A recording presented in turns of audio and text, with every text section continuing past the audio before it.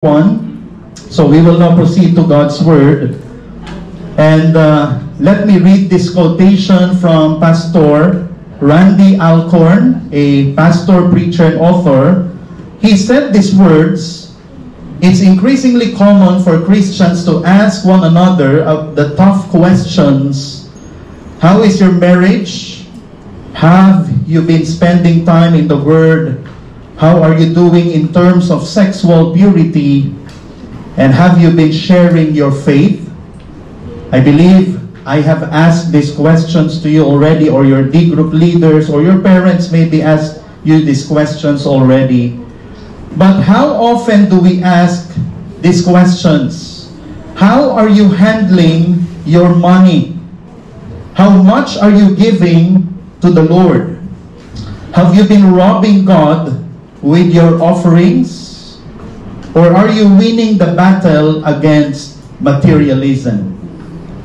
So this morning, it's necessary for me as the pastor of this church to also ask you these questions about money, because, listen carefully, friends and brethren, how we manage our money tells a lot about us. How we use our money, how we conduct our business, and how we deal with our business partners, customers, or employees reveal the state of our soul. And so this morning, as we continue our series, Louder Than Words, Actions That Prove Genuine Salvation, we will study another evidence of genuine salvation, and it relates to our money, wealth, and possessions. So last Sunday, we studied that a genuine believer includes God in his planning for the future. And this morning, we will study that a genuine believer includes God in his or her management of money. So the title of God's Word for this morning is Abstaining from Sins Related to Money. Abstaining from sins related to money. And now in our series, praise the Lord, we are now in the last chapter of James, James 5, 1 to 6. So we have 3 messages left, including this. And then next month, we will have a series in Ruth. We will go to the Old Testament and we will study about Ruth next month. And then the month after that, we will be studying issues, current events from the Bible's perspective. That will be our series. So June, July, and August, and until September. So 2 months po, we will study about current issues around us. So James chapter 5, verses 1 to 6. Abstaining from sins related to money. I believe that nobody would deny that money is one of the most essential things on earth. We cannot live without money. Imagine your life without money. Where would you be? Where would you and your family be? What would you eat or drink? Where would you stay or live? What would you wear? And what would you accomplish without money? 0 baht, 0 pesos. We may say that we can grow food, we can beg for money, or look for money on the street or sa Imbornal, if you know the story recently. But still, we need money in the long run for many other purposes. Transportation, pang-tuition ng anak. We really cannot live without money. Money makes the world go round, as the saying goes, and that's a fact. Our life, homes, ministries, churches, workplaces, economy, and the whole world will suffer and crumble without money. Without money. This is the reason we desire money. It's not wrong. We desire money. We pray for money. We work for money. Maybe the primary reason you are here in Thailand is for money. There's nothing wrong about that, to desire money. But this is also the reason many people lie. Many people steal, cheat, backstab, they scam, they threaten, they hurt, and murder other people to possess money or to possess more money. Let me be clear to everyone this morning. We have friends and we have regular attenders, we have visitors this morning. Let me be clear that money per se is not wrong, sinful, or evil. Let me repeat, money is not wrong, sinful, or evil, but according to 1 Timothy 6:10, the love of money is the root of all evil. When you love money, that's where wrong begins, or sinfulness begins, or evil begins. The love of money's nickname is greed. And greed is idolatry. Colossians chapter 3 verse 5, Matthew 6:24. It is very clear that the love of money cannot exist in a believer's life, in a believer's heart. But sadly, people, even believers, commit all kinds of sins regarding money. And this is what I want us to abstain from as disciples of Jesus Christ. So this morning, I want all of us to keep in mind that an authentic Christian abstains from all kinds of sins that relate to money. An authentic believer abstains from the sins of money. Not just sexual sins, but also sins when it comes to money.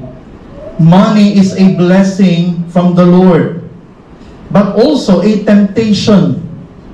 Money is used by Satan to tempt us to sin, to cause harm to other people, to divide families and churches and friendships and relationships and workplaces.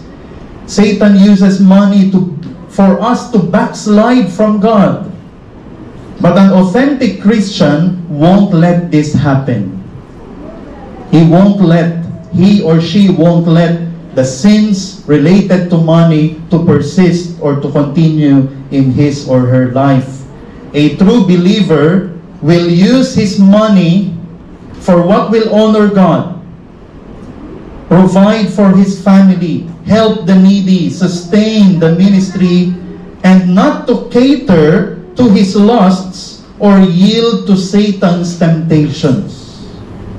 Napakalaki po ng difference between a Christian, how he uses or spends money, and how a non-believer uses or spends his money.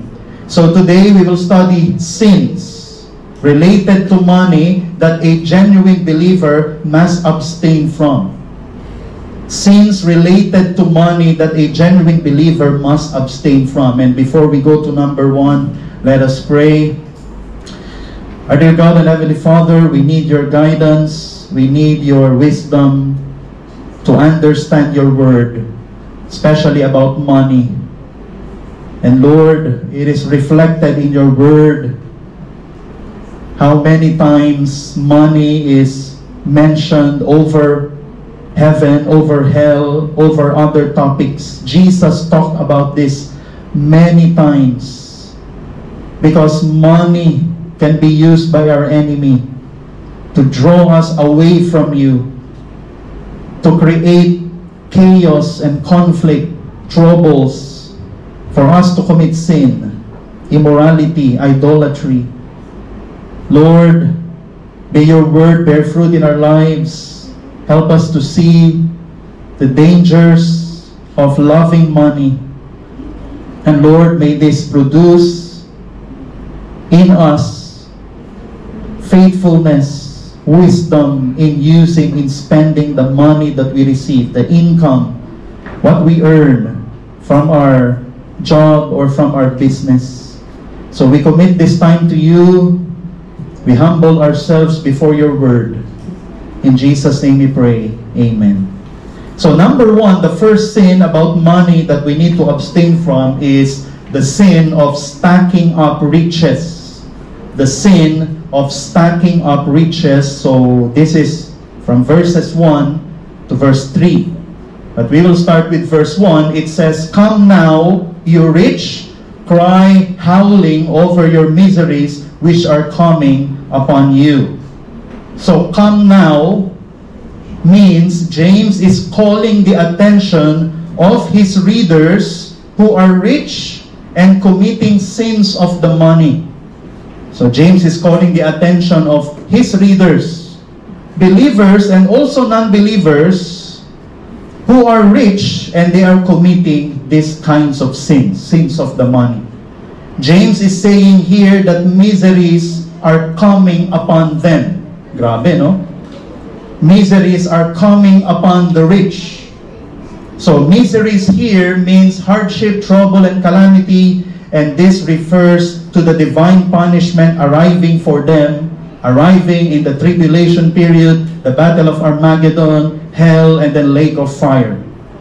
Cry and howl mean James wants them to be internally sad and to be externally lamenting, to lament sa panlabas for the upcoming wrath of God upon them. But let me clarify, James is not referring to all the rich people in the world, only to the ungodly rich. Okay, by the way, we may say, "Pastor, I'm not rich."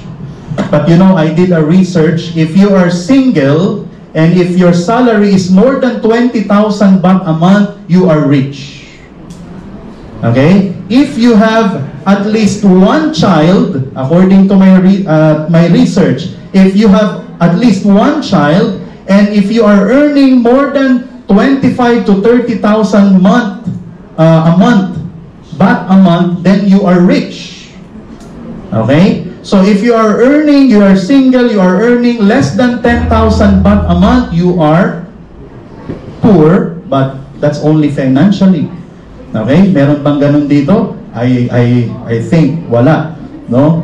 So, I think most of us here, we are earning more than 50,000 baht a month, singles and couples. It means no one sa atin ang rich. No one sa atin dito ang poor. Most of us are rich, except also those who are not working, of course.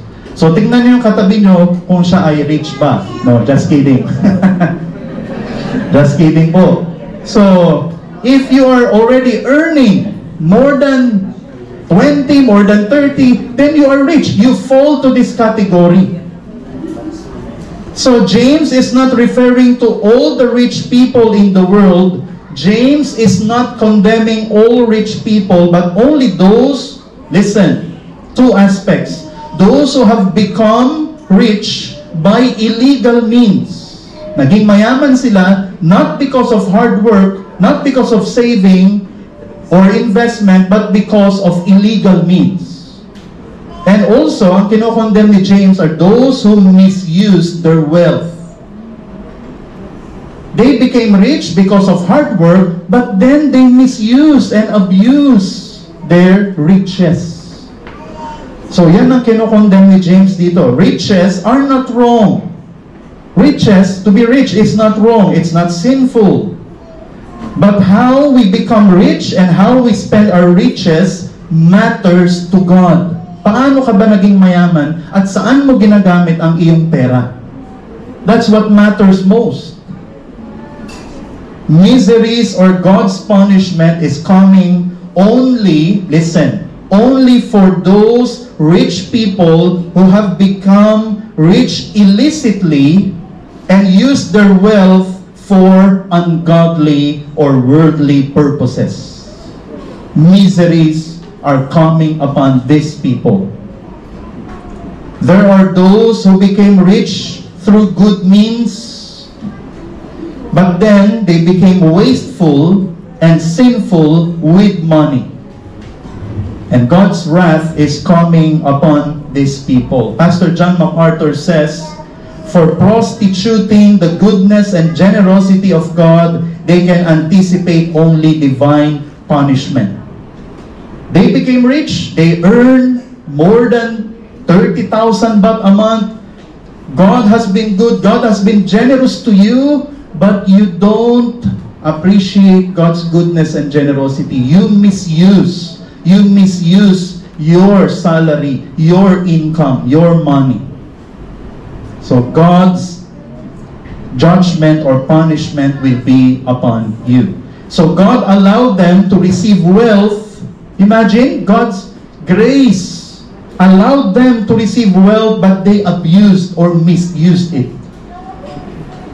This is not a small thing. Listen, brothers and sisters in the Lord. This is not a small thing, because the issue here isn't only misusing money. Listen, the issue is not just misusing money. The issue is disrespecting God's grace in your life. You realize that? God has been so gracious and generous to you, but then where do you use it? Where do you spend your money? So that's the issue, disrespecting God, the giver of riches, the person who is blessing you. This is why God will inflict miseries to this ungodly rich. This is why this is not overreaction from God. Grabe naman ang Panginoon. God's wrath will be upon those who misuse their money. It's not a small thing, because it's a slap on the face of God's grace and God's generosity and God's goodness to you. So sins of the money is never a small thing.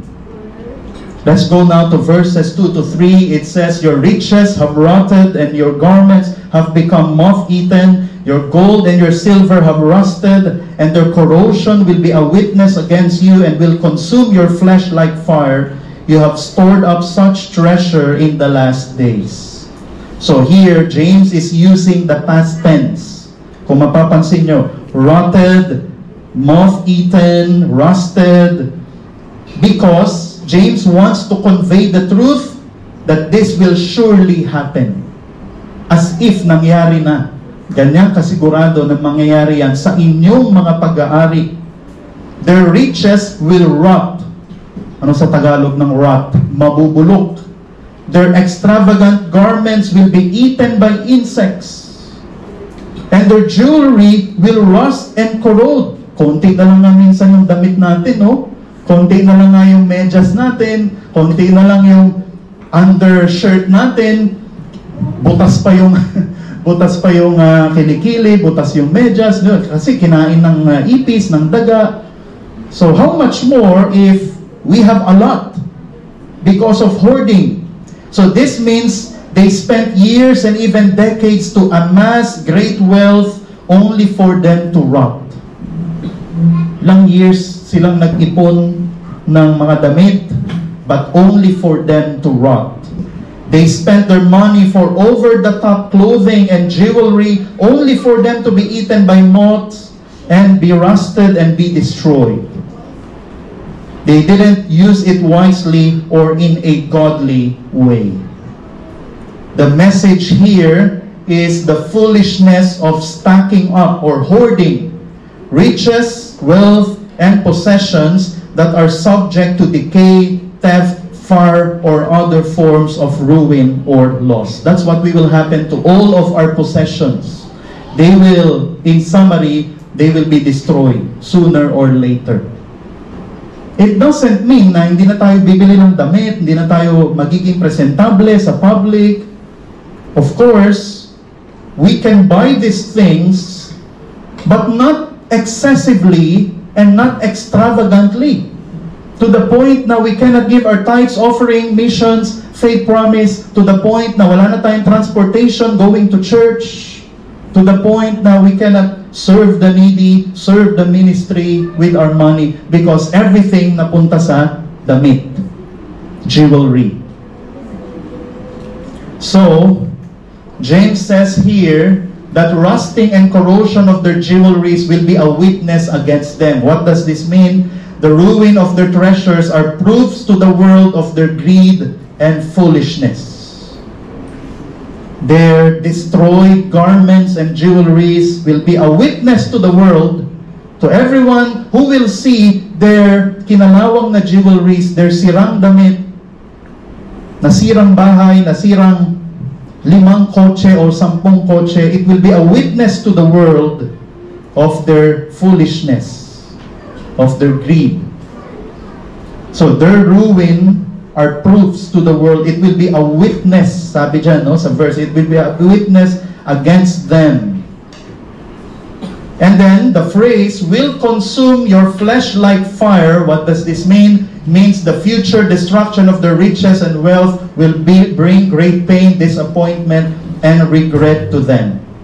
The destruction of their jewelries, their possessions, their extravagant things, their excessive things will bring great pain, disappointment, and regret to them. Just imagine kung gaano kasakit ang mapasok.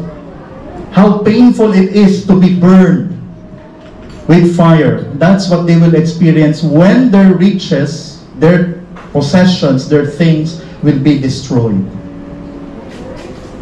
So let me say,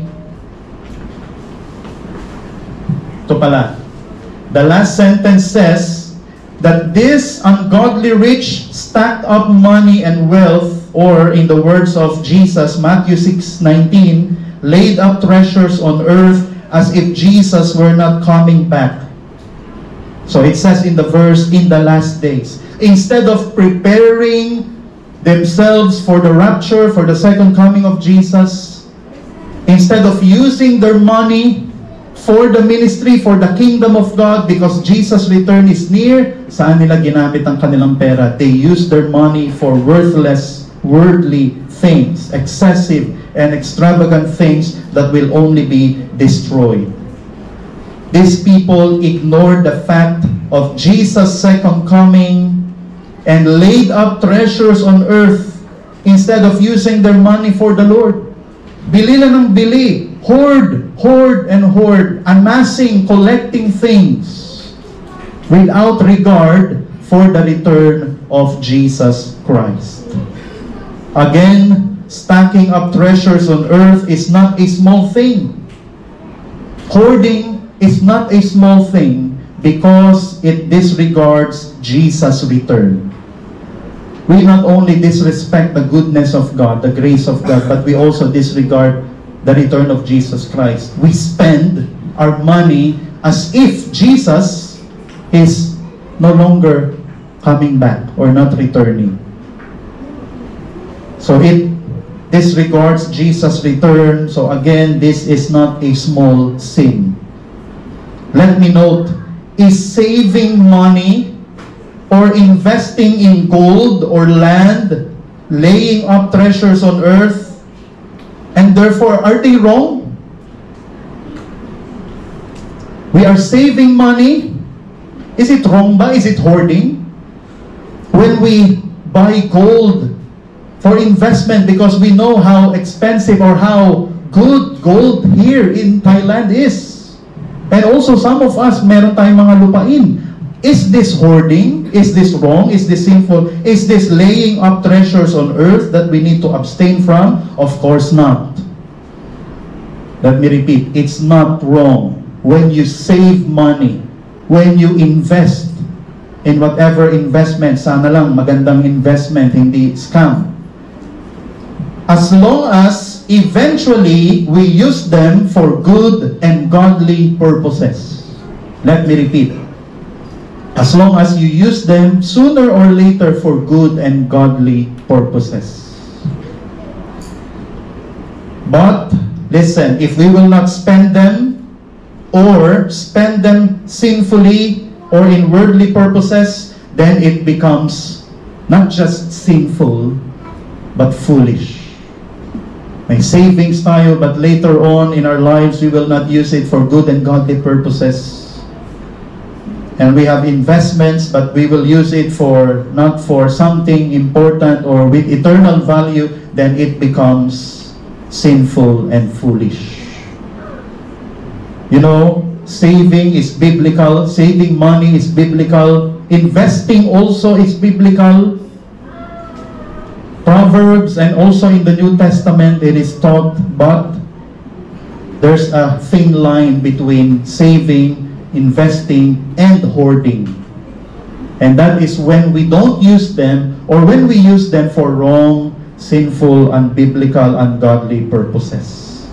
So the principle here that we can learn, meron pala niyan, the people ignore the fact of Jesus' second coming and laid up treasures on earth instead of spending their money for the Lord's purposes. So of course, it's not wrong also magpagawa ng bahay sa Pilipinas. It's not wrong. But of course, we have to ask ourselves, lahat ba ng pera ko doon lang napupunta? Or am I using a significant amount for things with eternal value? So, principle, ungodly handling of money. So, ungodly, it means sinful, worldly, unwise, or careless handling of money will be punished by God because it disrespects His blessings and disregards Jesus' return. All the sins of the money are not a small deal. Lahat yan, big deal. Because it's against God, against His nature, and against Jesus' return. So application, friends, let's make sure we're using or spending God's blessings in ways that please and delight Him as the blesser or giver. Let me ask you, brothers and sisters in the Lord, as soon as you receive your salary, malapit na yung 25, malapit na yung 1st of July, where do we use them? Where do we spend them? I hope and I pray in things or in ways that please and delight God as the blesser or giver. And also, let us keep an eye towards Jesus' return as we use or spend our money. Don't forget that Jesus will return. And everything, material things, will be burned with fire. All of them will be destroyed, and so we must use our money for things with eternal value. Number 2, the sin of swindling people. The sin of swindling people, verse 4, it says, "Behold, the pay of the laborers who mowed your fields, that which has been withheld by you, cries out against you, and the outcries of those who did the harvesting have reached the ears of the Lord of Sabaoth." So here we can see the second sin regarding money we must abstain from. James mentions here the sin of not paying or not paying well laborers who were mowing fields, mga trabahador. It is the sin of withholding payment or right payment for laborers. That's what the rich, the ungodly rich were doing during this time, during James's time. So noon pa lang, talagang laganap na yung ganito. So this is also known as deceiving, defrauding, scamming, or taking advantage of employees, customers, or even business partners. The ungodly rich James is writing to here, they are guilty of this. And James knows it. They disregarded the feelings. Grabe, no? Wala silang pakialam sa mga feelings, the needs, and the families of the people they defraud. Wala silang pakialam sa lahat ng yun. They just want money for themselves. They're self-centered and they are heartless. Now, this is a wonderful promise or assurance here in this verse. The anger, complaints, frustrations, and agony of those whom the rich defrauded are known and heard by the Lord of hosts. Yan yung maganda. Naririnig, no? Naririnig ng Panginoon ang kanilang mga hinaing. When you were scammed or defrauded, and then, of course, you're frustrated, you're angry, you're sad, you cry, God hears you. God knows what you went through, what happened to you. Every detail kung paano ka na-scam, alam yan ng Panginoon. And then, sinabi dito ni James, sinulat niya, the Lord of the armies, or it means the Lord of hosts, the Lord of the armies, it signifies God's power and wealth. So God's justice will be upon those who scammed you, and the Lord will replenish what you lost because of scamming, or naloko ka, or nauto ka. So, God's power and God's wealth will be on our side when we experience swindling. Here are some ways the ungodly rich swindle other people. I hope this will not give you an idea, but I hope this will make us be cautious. Ways the ungodly rich swindle other people, their employees, wage theft, fake deductions, false promises, manipulating timekeeping, failure to give or failure to remit benefits. Customers naman, overcharging or hidden fees, false advertising, bait and switch. Mag-order ka ng size 10, ang ipapadala ay size 10 na pangbata, pang 10 years old. So, bait and switch. Selling defective or counterfeit products, misuse of customer data. And then business partners naman. Kickback schemes, falsifying financial statements, contract breach or misrepresentation, invoice fraud, undisclosed conflicts of interest. If you have been a victim of one or some of this, James says that your cries are heard by the Lord of hosts. So just wait for the action or the reaction of the Lord of hosts. And of course, if we are guilty of doing this naman, the Lord of hosts will be against us. So beware. So principle, God is fully aware of all the abuses the ungodly rich is doing to pitiful people. Alam yan ng Panginoon. God is fully aware of the abuses the ungodly rich is doing to whoever they scam or whoever they swindle. So applications, you have several applications. Rejoice and be contented in the fact that God hears your cries when you're defrauded. God hears your cries when you're scammed. So God knows and will act when people are defrauded.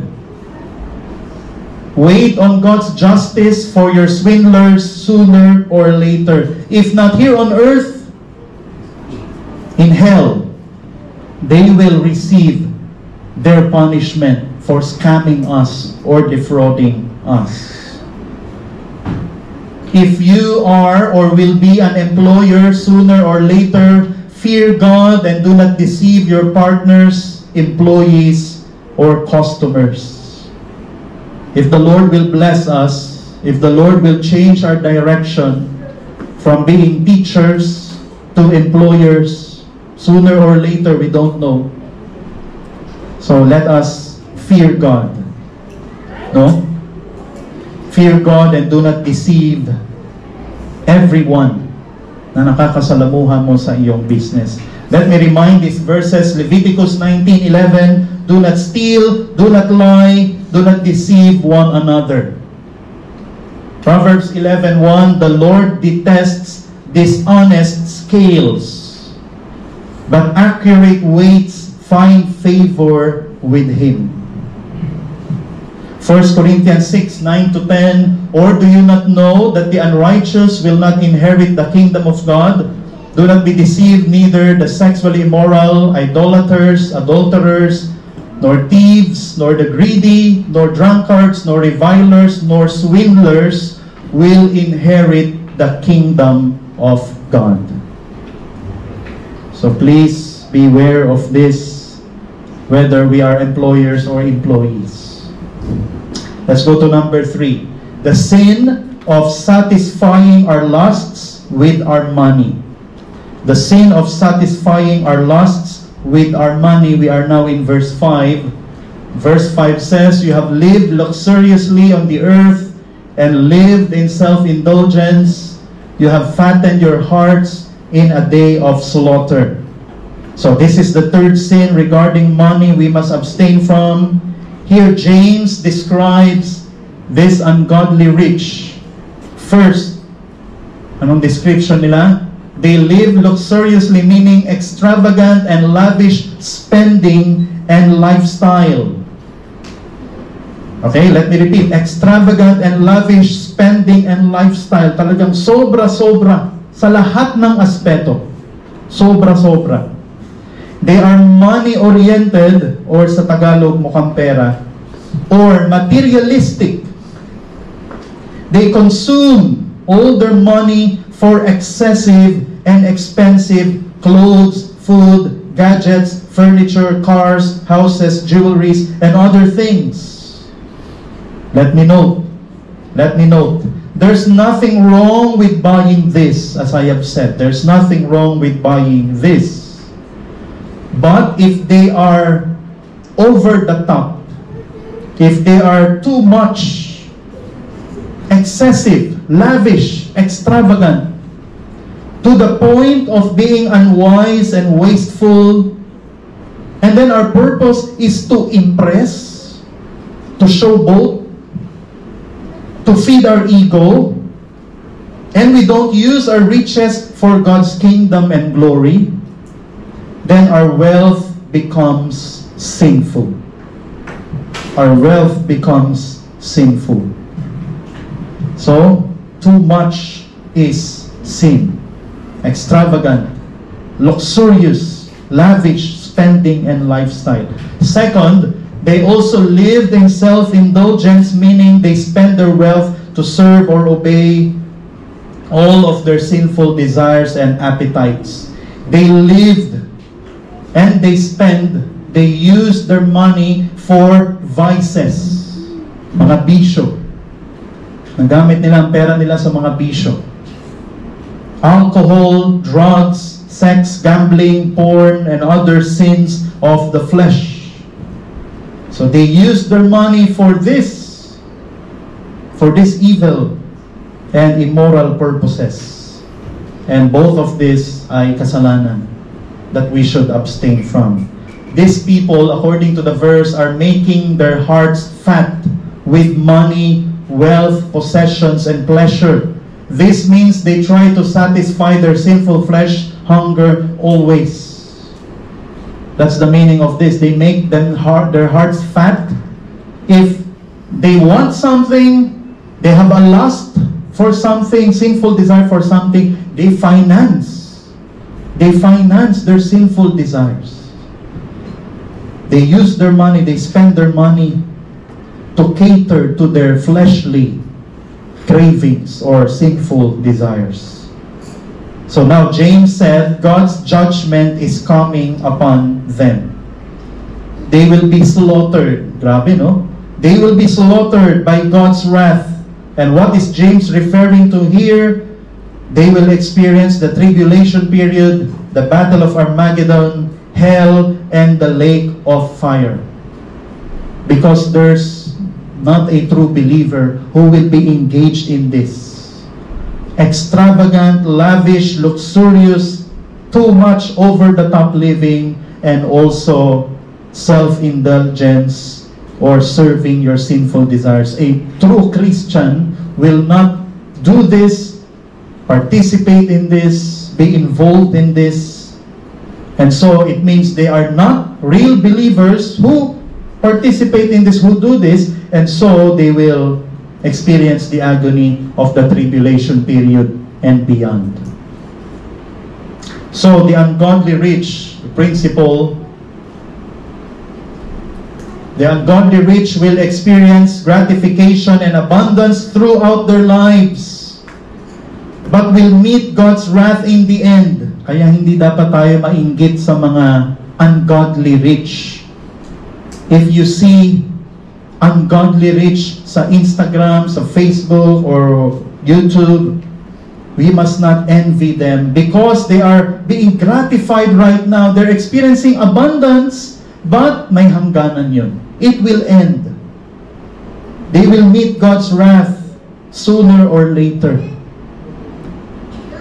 So application, I told already, let's not be envious of the ungodly rich because they will meet God's justice sooner or later. As Christians, do not ever be jealous of the ungodly rich. Proverbs 24:19-20, it says, "Do not fret because of evildoers or be envious of the wicked, for the evildoer has no future hope, and the lamp of the wicked will be snuffed out." Proverbs 37:1, "Fret not yourself because of evildoers, be not envious of wrongdoers." Do not be envious or jealous of them. If there's a spot or a speck of jealousy in your heart for the ungodly rich, then confess it to the Lord. Then another application, control instead of cater to the desire of your lusts or the desires of your flesh. Romans 6:12, it says, "Therefore do not let sin reign in your mortal body so that you obey its evil desires." Listen, not all your desires are right. There are sinful, fleshly desires. Okay? And also, sometimes we want to buy something, we want to purchase something. Don't obey it right away. Okay? Don't obey it right away. I want to buy. Gusto kong bilhin yun. Okay? Oh, sumweldo na ako. So, be careful not to cater, to serve, to obey the desires of your lusts. Pray for it first. Pray.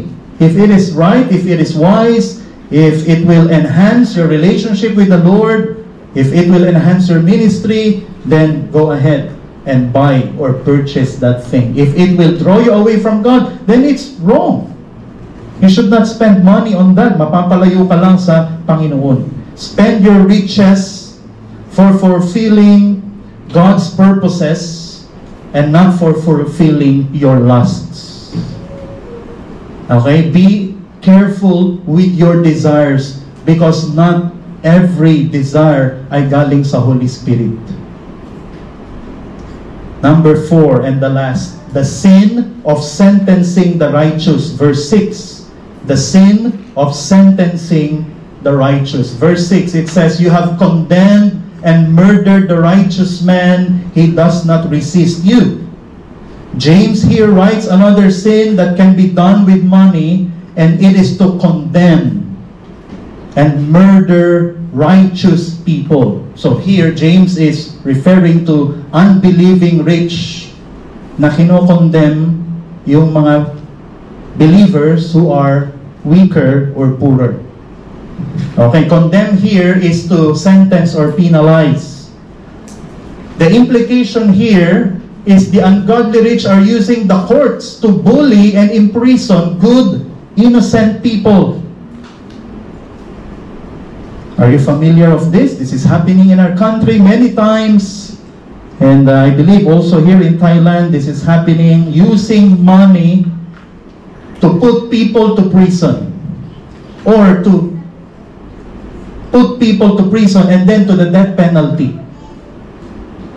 So the phrase, "He does not resist you," means the righteous can't do anything to defend their case because the rich oppressors have all the money, power, and influence to convict and imprison them. Kawawa naman talaga. How pitiful the weaker people are, the poorer people are. Of course, they don't have the quote-unquote machinery, the money that the rich have. So, tuloy-tuloy na. They will be imprisoned and then they will spend lifetime sentence or death penalty there. So the ungodly rich what can they do? They pay judges, witnesses, they can pay the jury, policemen, they can fabricate evidences or invent false testimonies to win a case. And of course, when a person is imprisoned, it's like the end of his life.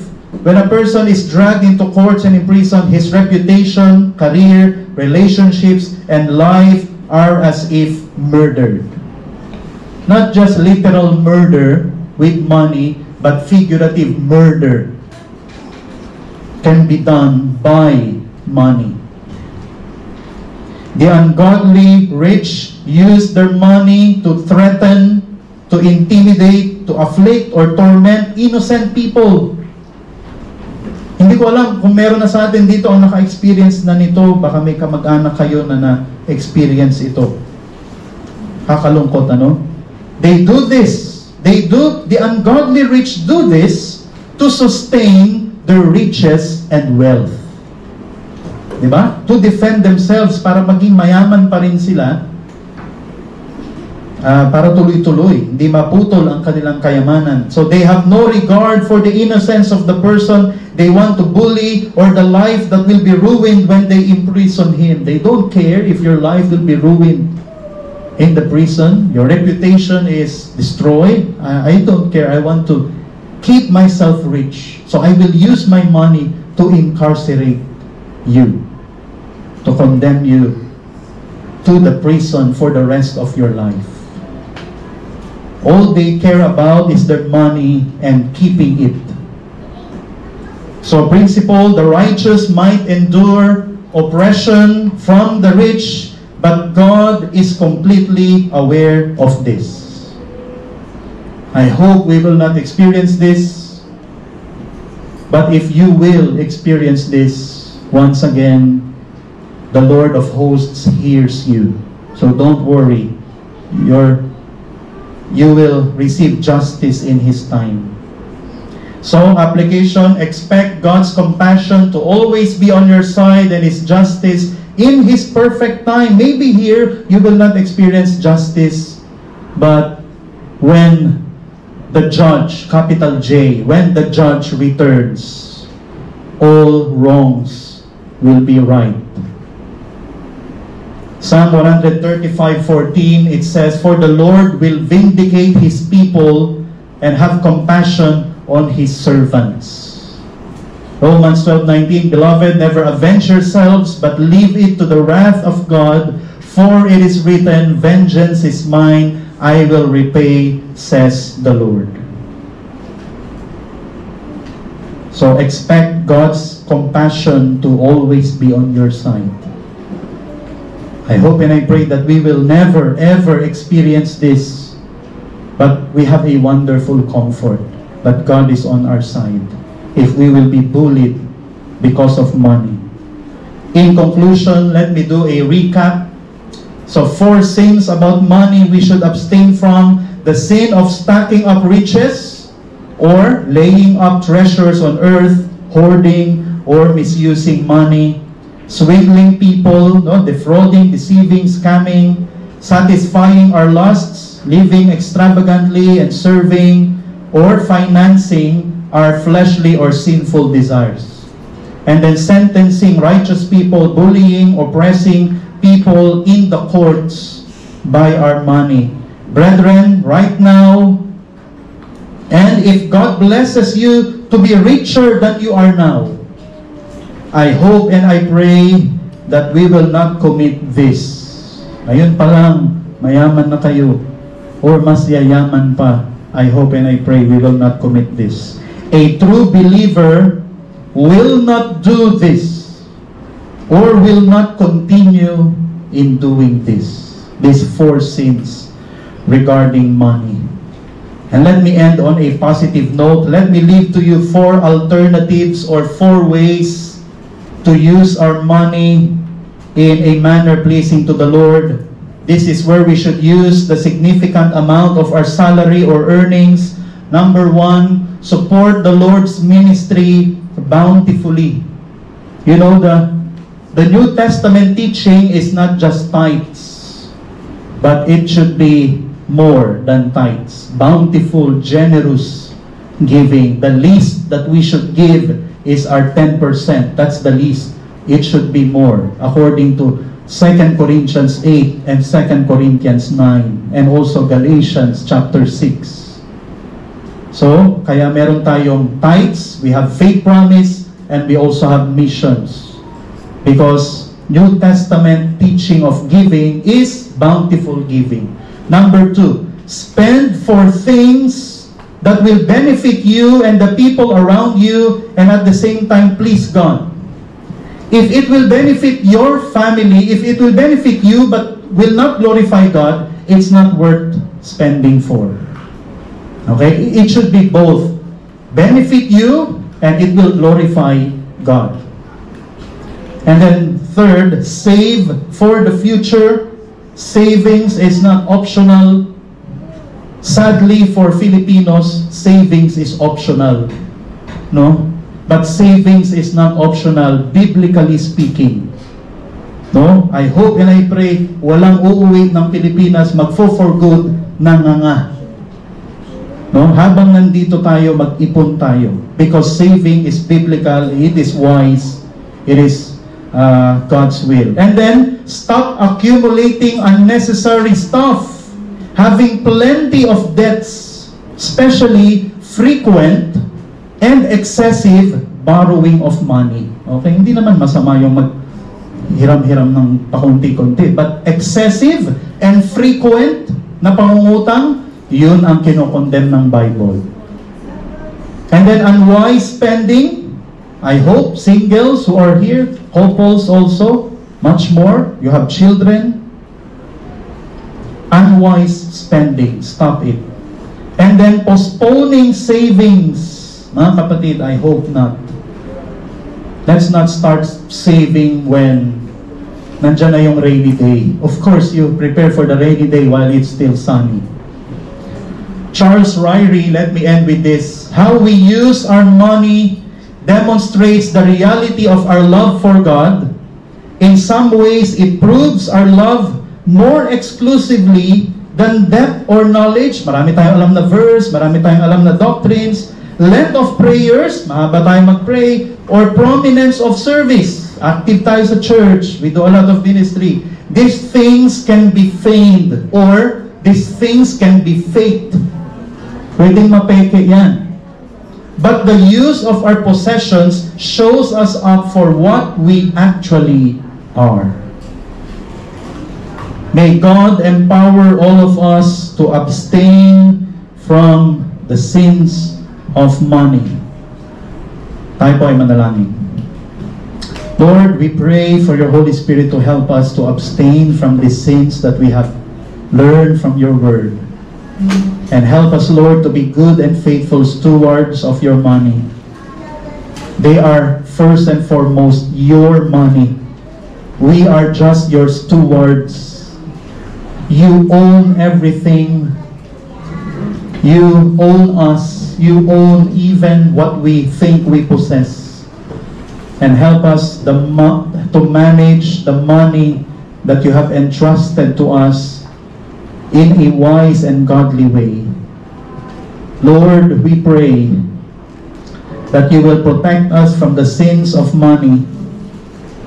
And Lord, help us to use our money for what will please you and benefit us, for purposes that will enhance our ministry, our parenting, our marriage, our ministries.